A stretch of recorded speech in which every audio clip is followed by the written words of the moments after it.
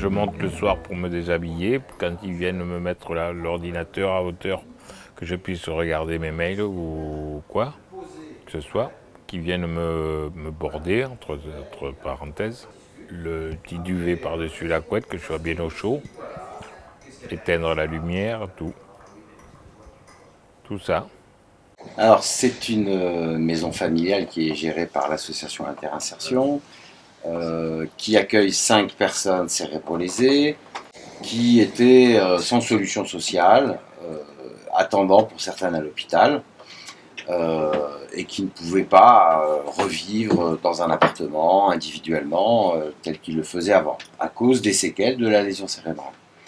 Ces personnes-là ont souhaité vivre en collectif avec d'autres personnes ayant un parcours un peu similaire, et surtout ont souhaité vivre dans la cité, dans le monde des valides, en proximité des activités de la ville,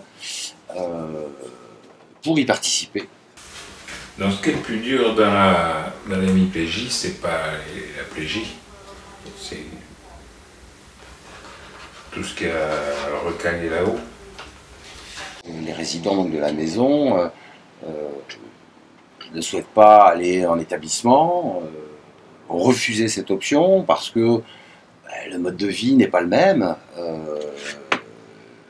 la prise en charge est moins personnelle, là on est plus sur des projets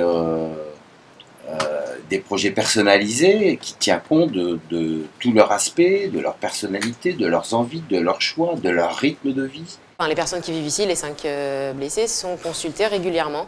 Il y a des conseils de blessés qui sont programmés pour que les 5 puissent s'exprimer sur la gestion de la maison, le quotidien, leurs envies, ce qui les dérange. Ah ben, si je m'en vais de temps en temps des week-ends chez ma sœur, ça me manque de ne pas être là. Oui, donc je m'occupe de tout ce qui est relation aux partenaires, donc partenaires médico-sociaux, enfin leurs médecins traitants, leurs kinés, leurs orthos. Donc on est vraiment sur un projet d'insertion sociale, en milieu ordinaire, en proximité de la cité.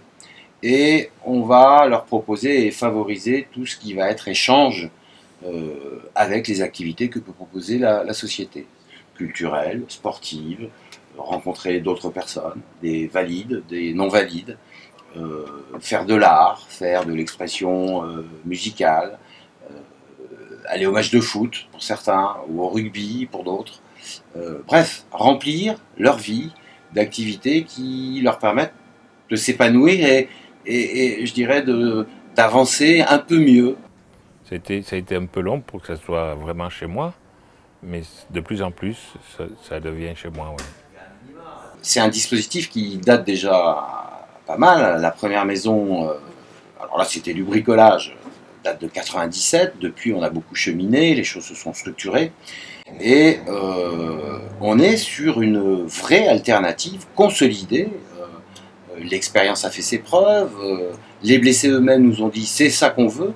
Les familles eux-mêmes, l'entourage des familles a dit mais c'est ça qu'on veut aussi, on ne veut pas d'un foyer, d'un placement en institution, on les trouve plus épanouis, plus heureux. En fait, ça fait 9 ans que je travaille dans l'association et j'en apprends encore en fait, tous les jours. Donc voilà, c'est d'apporter ce que je peux aux personnes cérébralisées et de transmettre aussi mes connaissances et mon savoir aux jeunes qui arrivent un peu.